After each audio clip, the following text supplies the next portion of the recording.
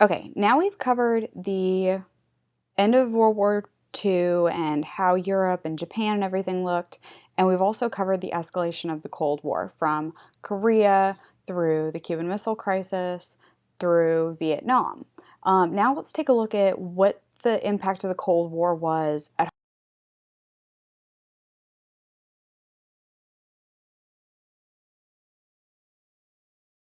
home.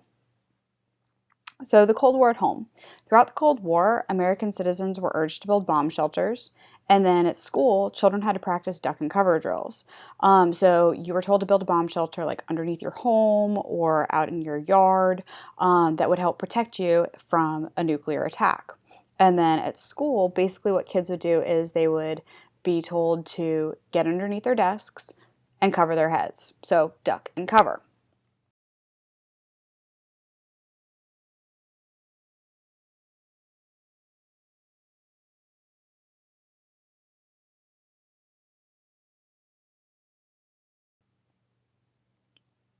At home, we also had this fear of spies, Soviet spies. Alger Hiss, he was a major one. He was accused by Whittaker Chambers, who was a former member of the Communist Party, of spying for the Soviet Union. So, a former member of the Communist Party is already like accusing somebody else of being a communist. That's a big deal because you're like, well, he's a communist. You would think he knows other communists. Um, Hiss was convicted of perjury, which is lying under oath, about passing information, and then he served nearly 4 years in prison for his crimes. Then you have Ethel and Julius Rosenberg. In 1950, Klaus Fuchs admitted to giving the Soviet Union information about America's atomic bombs, and in doing so, he said that Ethel and Julius Rosenberg were part of the plot. And they were also members of the American Communist Party. They ultimately were found guilty, and then they were executed in July of 1953, becoming the first American civilians executed for espionage.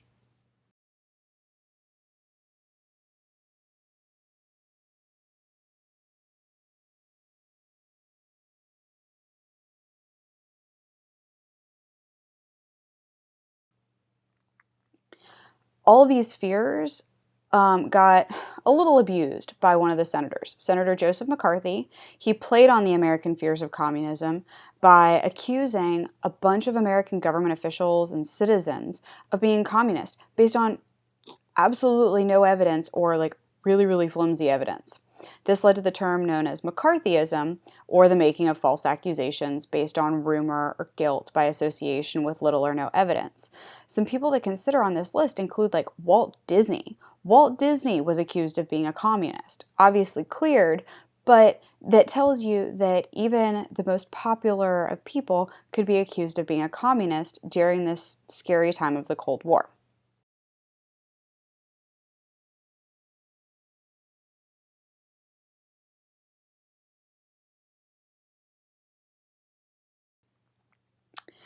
The heavy military expenditures of the Cold War benefited America's economy proportionately more than any other state. This is because we have Hampton Roads, which is home to several large naval and air bases, and then also Northern Virginia, here, which is home to the Pentagon and numerous private companies that contract with the military. I can bet that most of you have parents or friends as parents that are either military contractors, have worked for the military themselves, or are government workers, all because of the huge growth that we experienced during the Cold War.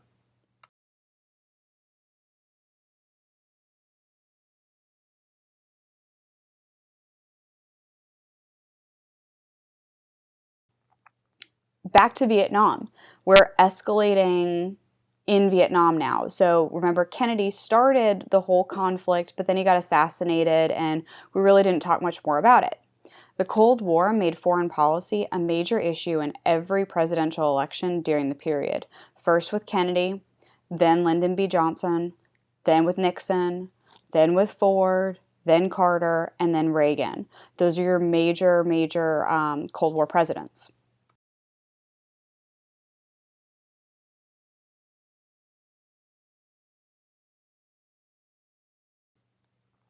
So, the Gulf of Tonkin incident, an American gunboat was attacked by the North Vietnamese in 1964, and President Johnson was granted permission by Congress to take all necessary measures to defend American interests.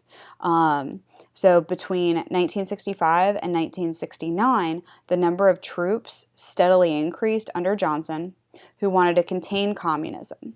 So more than 500,000 American troops were in Vietnam by 1968.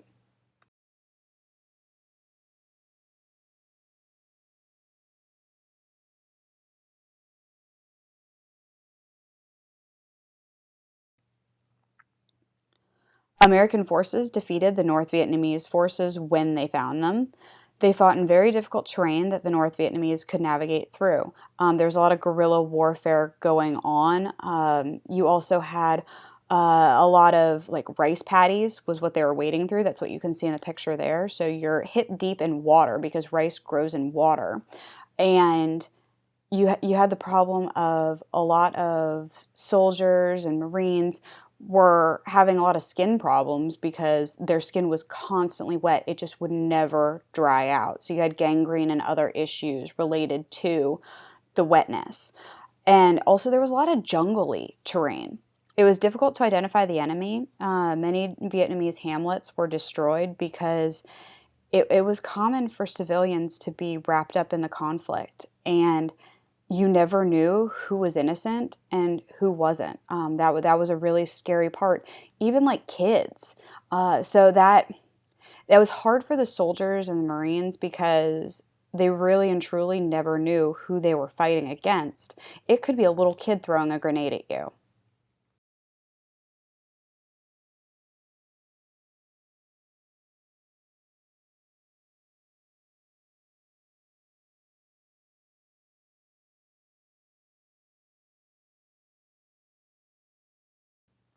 The Tet Offensive.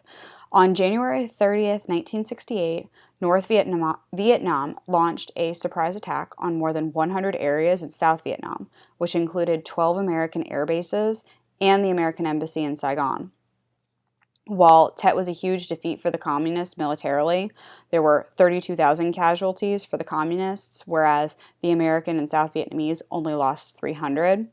It served as a major political and psychological victory for the Americans and South Vietnamese. It was clear that the U.S. had not, in fact, turned the corner in the war, as was previously claimed in 1967.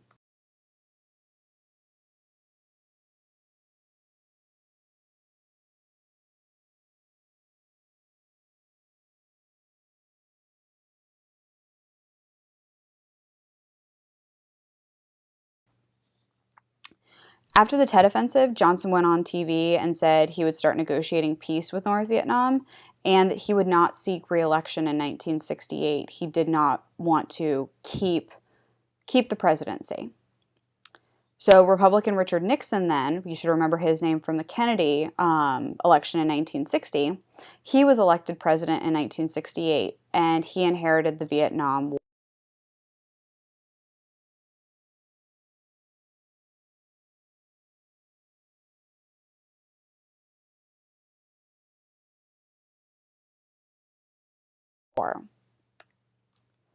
In August of 1969, the U.S. started the process of Vietnamization, which was the withdrawal of American troops and then replacing them with South Vietnamese forces while still maintaining military aid to the South Vietnamese.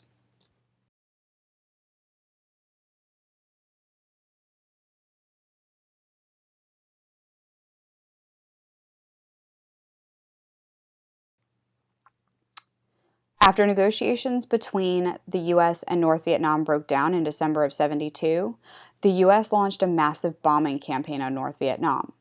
The two sides ultimately met in Paris in January of 73. The U.S. said they would leave, but North Vietnam had to stay out of South Vietnam. Nixon claimed that the U.S. would respond if that peace was violated.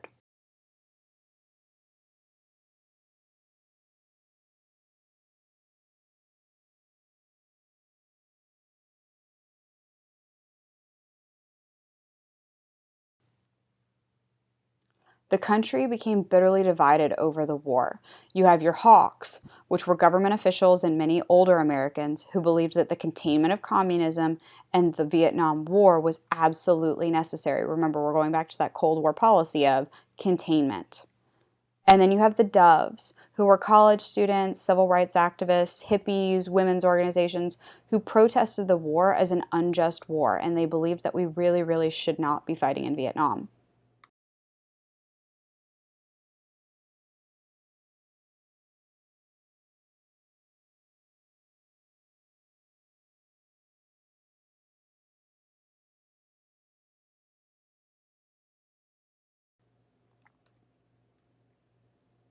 You can see many protests in these images.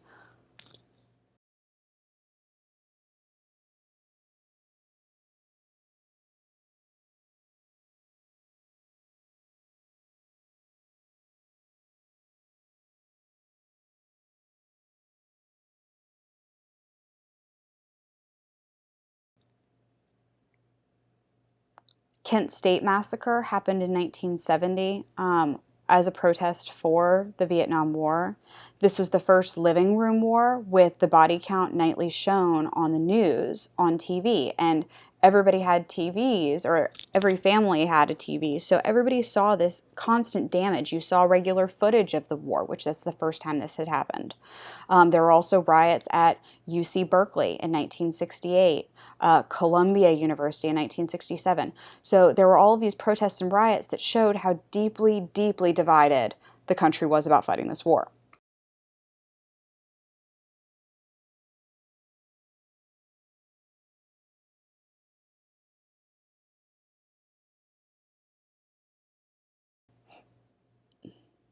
The last American combat troop left Vietnam on May 29th, 1973, but the war continued for the Vietnamese. After the fall of Saigon in April 1975, both sides united under communism. So that was a failure in containing communism on the United States.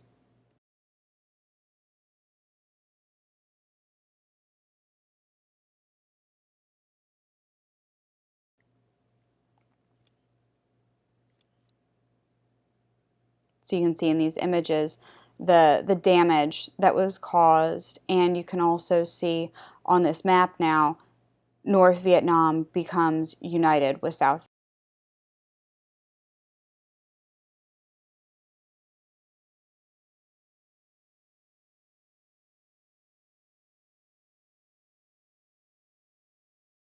Vietnam.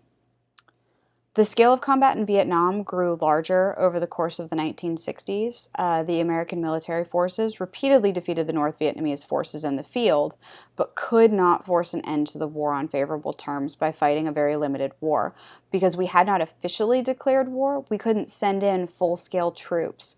We were fighting with a limited troop capacity, a limited resources capacity. The country was very bitterly divided, and there was support for the American military and the conduct of the war among many Americans. Many others opposed the war, and active opposition to the war mounted. The opposition was the strongest on college campuses.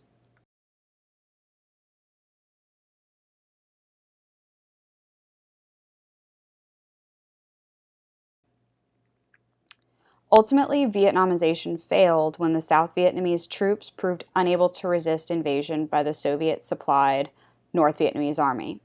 President Nixon at the time was forced from office by the Watergate scandal, which had to do with political party drama. And then in 1975, both North and South Vietnam were merged under communist control.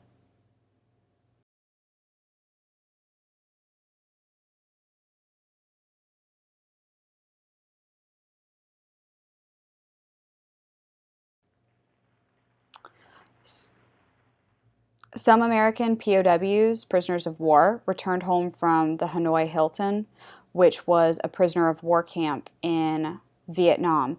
Senator John McCain was one of them, and it was nicknamed the Hanoi Hilton, but the prisoners there were treated very, very badly, absolutely not like the Geneva Convention prescribed.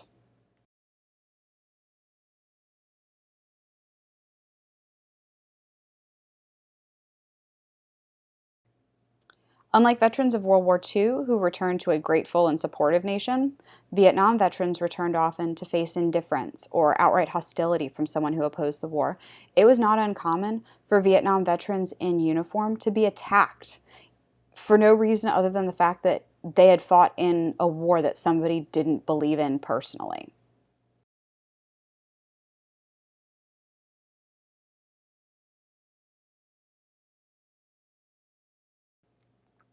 It was not until several years after the end of the war that the wounds of the war began to heal in America, and Vietnam veterans were recognized and honored for their sacrifice and service.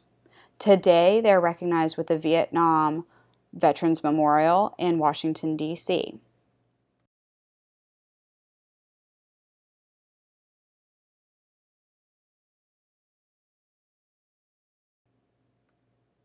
During the Cold War era, millions of Americans served in the military, defending our freedom in wars and conflicts that were not always popular. Many were killed or wounded, and as a result of their service, the U.S. and American ideals of democracy and freedom ultimately were able to prevail in the Cold War struggle with Soviet communism. So we have to be very thankful for those veterans who fought for that ability for us.